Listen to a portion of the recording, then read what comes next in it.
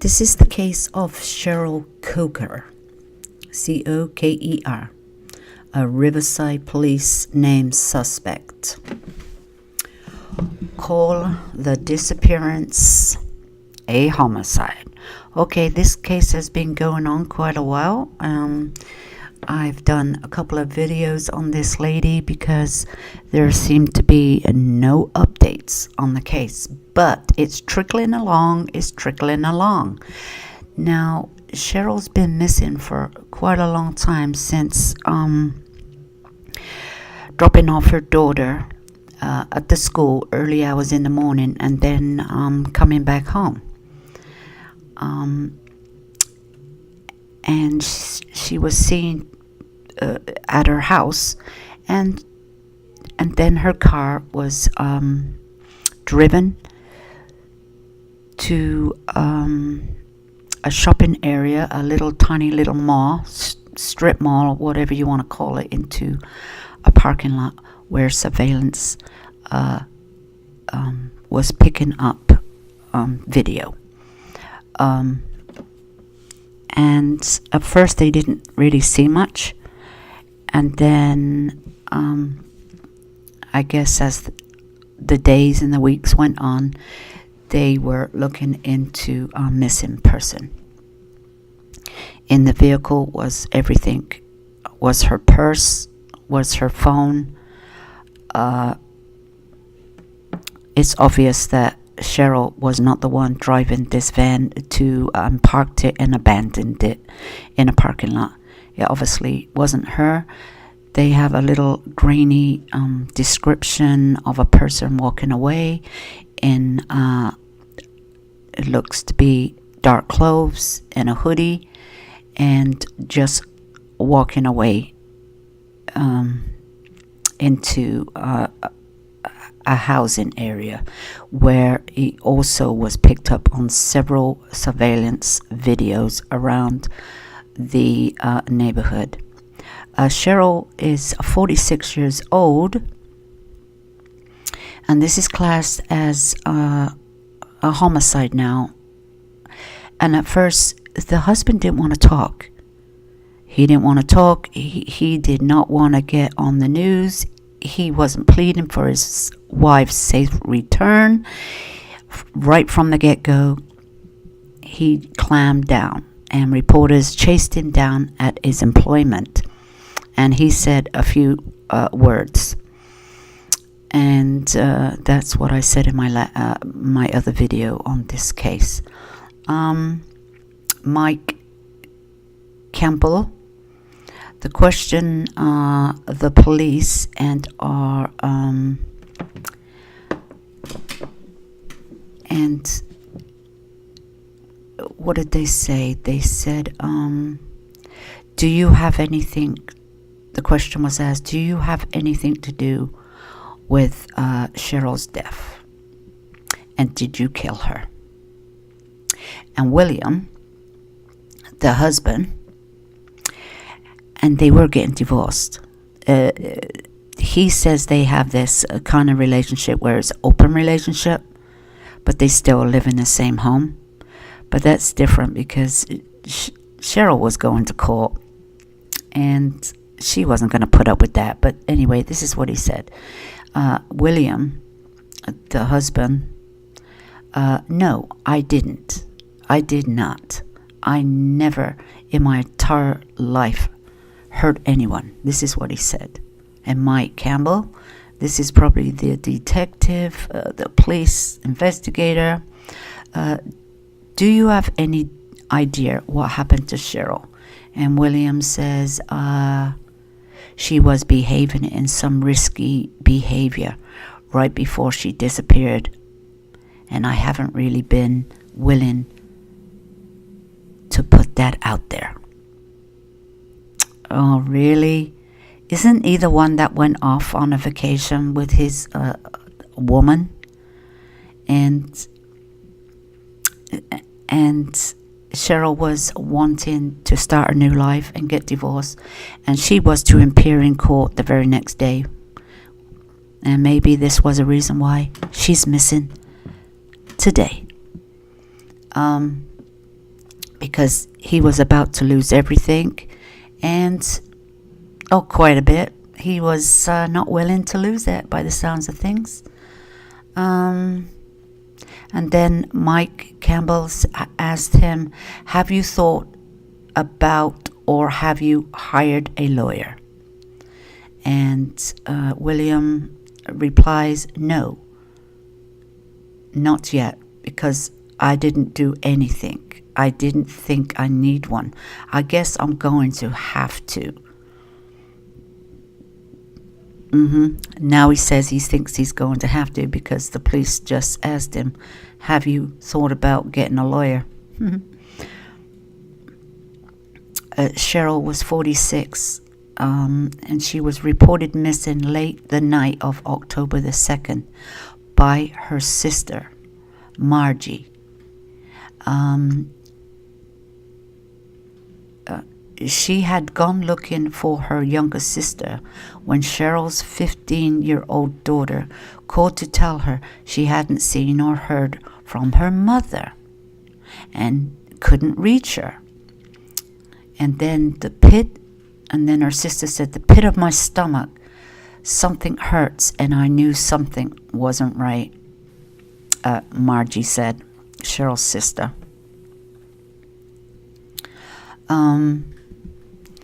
The Riverside Police Detective Travis Abney said Bill has refused to submit to a polygraph test as part of the investigation. Bill is William, Cheryl's husband. And this was an area of concern. So William refuses to take a polygraph test. Okay, you don't have to, but it shows deception. It is showing that you're not willing to rule yourself out in every way possible. If you are truly innocent, you would do all that's asked, but I guess he's going to get himself a lawyer because he needs one. Because I've been saying all along, it's the husband. He's got something to do with it because he was seen chasing her around with something. The next minute she's missing. Chasing her around by her car. And next minute her car's there. Next minute it's gone. And she's never seen again. But he's seen again, of course. Because his vehicle was in the driveway, but he drove her vehicle off with her in it. No, not with her in it, but he drove her vehicle to the where he parked it and abandoned it. That's my opinion. And walked home where he hopefully wasn't seen, but he was seen on surveillance cameras around the neighborhood. So, according to the police, Cheryl had left her Christie Avenue house around 7 a.m. to take her daughter to school, and she came back home around 7:35, and she was on Facebook sharing some posts, and about 7:45 that morning, everything stopped. Everything just stopped. So she drops her kid off around 7:15 a.m., was home at 7:35, and then was on Facebook posting, and then at 7:45 in the morning, everything stopped. Do you think this is when she was killed? Everything stops.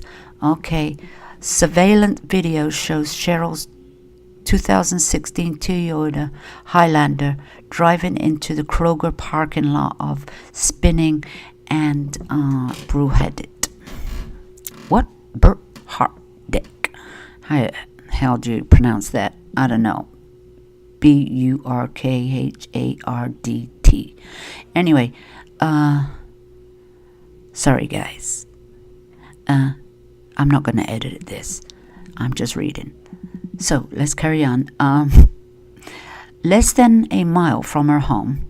Was the parking lot was less than a mile from her home, and at 10:52 a.m. This is when the footage shows a subject dressed in all black and appears to have a hooded pulled up. This person gets out of the vehicle and walks through the parking lot, as you see. This is what was happening. And this is Cheryl's car. It just came from her home. It came from her home because her car was parked there all morning. So, this is what they see. And this is what as you see on the surveillance that's up there showing, there is different parts where this person was seen, and we're thinking it's the husband. It's the same size. He's dressed in black. He walks the same. He was seen in the store, and that is definitely her husband. And it looks just like him. Just like him. So about 11:13 a.m., a citizen called 911 to report a suspicious white male dressed in all black with his hooded pulled up.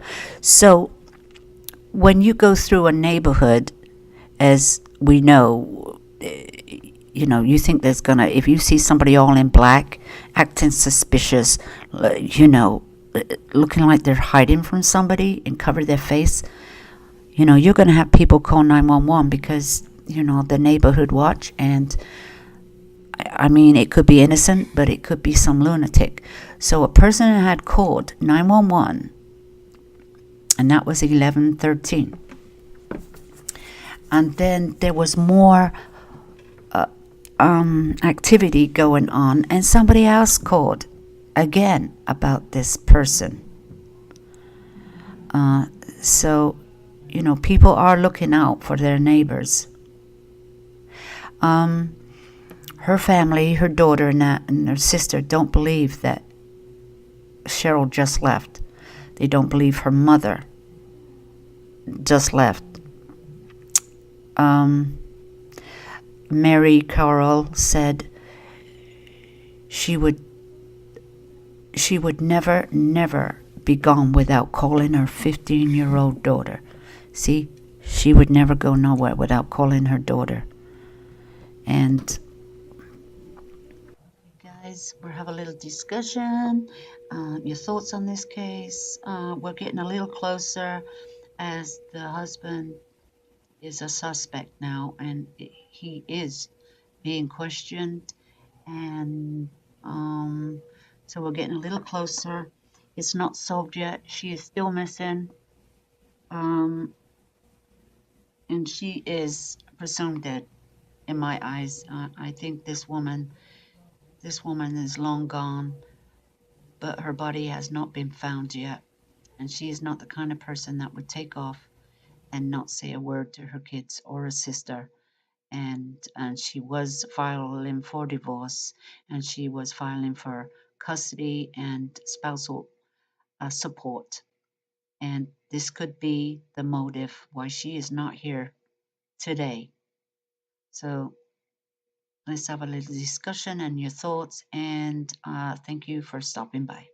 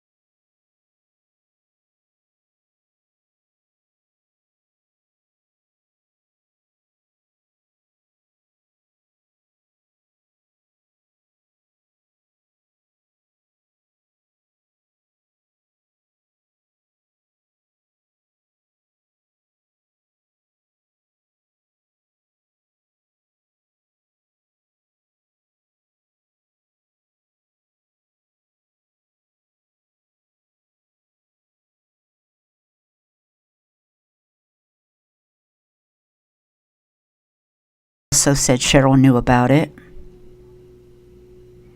Perhaps that's why she filed for divorce. Detectives have interviewed.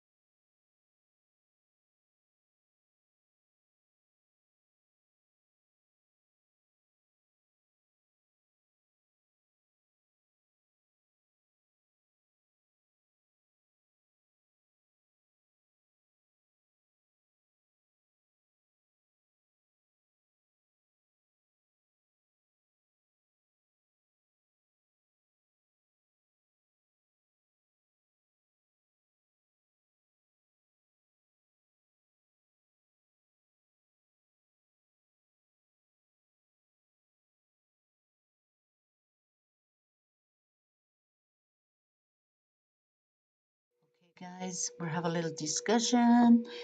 Your thoughts on this case. We're getting a little closer as the husband is a suspect now and he is being questioned. And so we're getting a little closer. It's not solved yet. She is still missing. Um, and she is presumed dead in my eyes. I think this woman is long gone, but her body has not been found yet. And she is not the kind of person that would take off and not say a word to her kids or her sister. And she was filing for divorce, and she was filing for custody and spousal support. And this could be the motive why she is not here today. So let's have a little discussion and your thoughts. And thank you for stopping by.